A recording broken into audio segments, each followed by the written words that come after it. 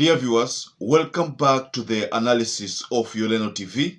I hope you're well from wherever you're watching this channel. It seems Mama Ida Odinga was right when she first of all said that there is need to regulate all churches. That's why you find that now we have stories of Shakahola. If that regulation would have been done priorly, then this would not have happened. But these people in the government said that Mama Ida Odinga sio Mkristo, he doesn't support the church. And the church bought that idea that it's true that Odinga family does not support the church. The latest twist in this matter is that even Yesu of Tongaren, that is Jesus of Tongaren, is also facing an arrest from the government. So the spiritual leader of the New Jerusalem sect in Bungoma, Jesus of Tongaren, decided to plead with the authorities not to arrest him after Bungoma police commander, that is Mr. Francis Kohli, summoned him for questioning. The police commandant has said that it is not going to be an arrest, just going to be sort of an interview so that he can justify some of his teachings. And that is why Jesus of Tongaren took to, I think, the media to cry foul, saying that they are planning to arrest him. The government is planning to arrest him. That is what he said.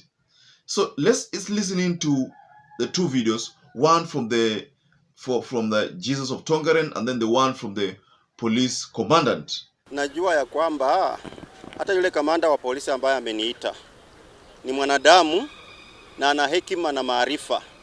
Mimi nimeelewa ya kwamba anataka pia niulize vile aongee na mimi kulingana na hali ya kanisa na dhehebu vile linaendeshwa. Huenda wanasikia mambo ambayo hayako.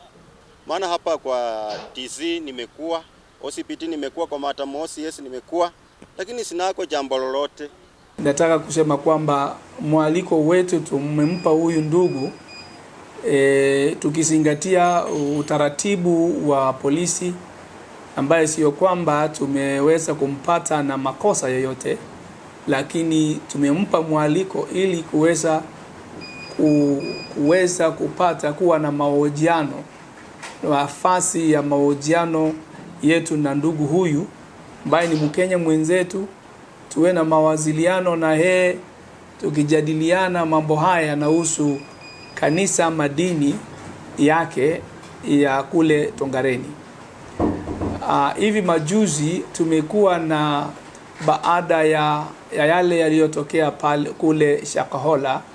Sisi vitengo vya usalama tunachukua tahadhari kwa kuhakikisha kwamba dini zote ambaye zipo kwenye hii county, wananchi wa Kenya wameanza, ambao wanaishi humu wanataka kujua haya makanisa, kama yapo makanisa ambao inakaribiana na ile kanisa ambaye tabia na mienendo yao wa viongozi ambao husika katika madini haya, kama wana uhusiano yoyote na kanisa zile ambaye zina tabia potofu ambaye zinaweza kudhuru Mkenya.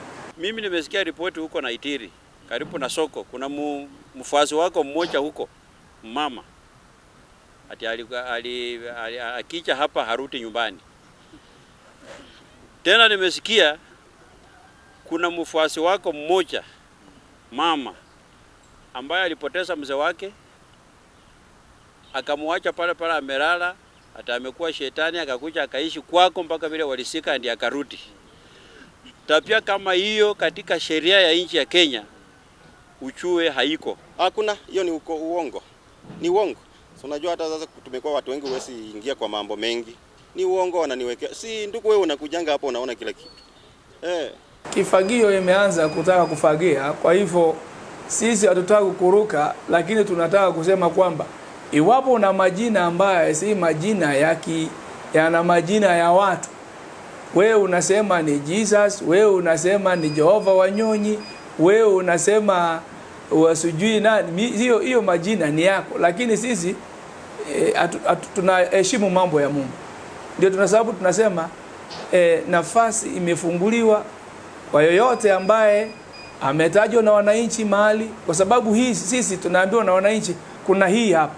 Mimi nahubiri tu Injili. Nilisema huyu farasi hana neno lingine, ni neno tu la Mungu. Na hiyo hapo nitakamatwa, itakuwa wamenionea. Maana sheria hukamata wale walio na makosa. Na kama una kosa ndugu yangu, utakamatwa namna gani? Mwaliko sio mwaliko. Nimesikia tu kwa umbali kwamba anasema azishikwe.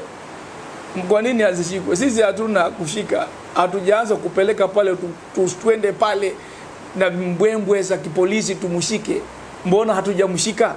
Mbona tumempa nafasi ya siku karibu 5-6? Mambwembwe za polisi ile za kushika, wakati mwingine hiyo ilipitwa na wakati kwa watu ambao tunajua hata akitoroka sisi tutampata tu. Mikono ya serikali yako kila mahali. Kwa hivyo utatoroka wapi? Sisi siku hizi tukiona kwamba ustaarabu, tunakupa staarabu, tunakupa mwaliko. Ikiwa wewe hautataka ustaarabu huo, basi wananchi wa Kenya watachukua ustaarabu wako. Yes. So this is one of those who are targeted for arrest, and I think one of the reasons is to try and diffuse this narrative of Shakahola. All these are being done to try to make Shakahola disappear. It was tried on Pastor Ezekiel because they knew that Pastor Ezekiel trends a lot. No, they targeted Pastor Ezekiel so that narrative of Shakahola would just disappear. It has refused to disappear, and there is no direct linking of Pastor Ezekiel with Pastor Mackenzie. So that narrative of Shakahola has not disappeared completely. So now the next target is Jesus of Tongaren. You see, it was alleged that some of those people who are found in Shakahola came from Bungoma, some of them came from Western, and I think some of them came from Nyanza and other regions, Nairobi also included. So they are trying to link Jesus of Tongaren with the Shakahola scandal, or they are trying to bring another narrative here of Jesus of Tongaren, so that if this can be successful, then I think this can diffuse, or rather make people forget about the Shakahola story. It's not going to be easy because, of course, Jesus of Tongaren have been trending lately. I first saw him in one of the leading YouTube channels in Africa, where he was interviewed, and during that interview, you could see Salam za Yesu. That was being mentioned in almost all the time of the interview. And then I think that was, if not Congo, it's a Congo channel. I saw Jesus of Tongaren in one of the Congo channels. And what followed thereafter was a series of so many people interviewing Jesus of Tongaren. So he has hit the headlines quite a number of times. So this time round, I think the police commandant is trying to see if people can shift from Shakahola, the media can shift attention from Shakahola to Bungoma, and Jesus of Tongaren will be center of debate. So I think this is what the government is planning going forward, that Jesus of Tongaren to be the next catch. I always say that there are people who should be targeted. People like Pastor Kanyari. I don't know why the government is taking a lot of time to apprehend Pastor Kanyari. People who have been on the television, being heard in the television, preaching things that do not conform with the biblical standards. Pastor Kanyari has been heard quite so many times not preaching the word of God, and most of the time he's also talking about money, getting money from the public.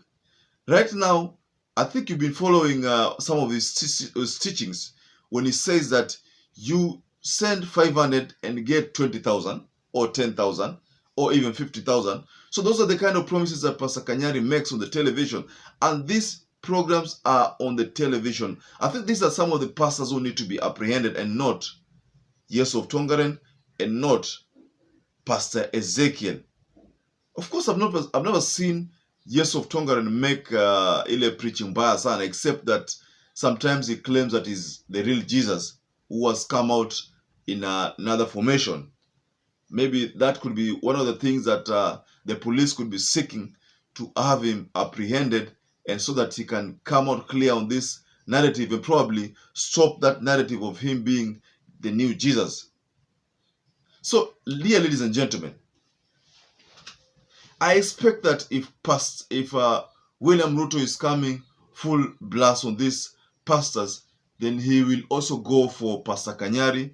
He will also go for the likes of the brother to Pastor Kanyari is also one of those people who have been accused of coaching those people. You mean you're paid and coached to pretend that you're sick and act in a particular manner during the church session, so that during that process it can be told that they are healing. I have not seen anything wrong with the Prophet of War, despite the fact that I know they will target him, but I have not seen anything wrong with Prophet of War also. But let's just wait for what is going to unfold going forward in this matter of Yesu of Tongaren.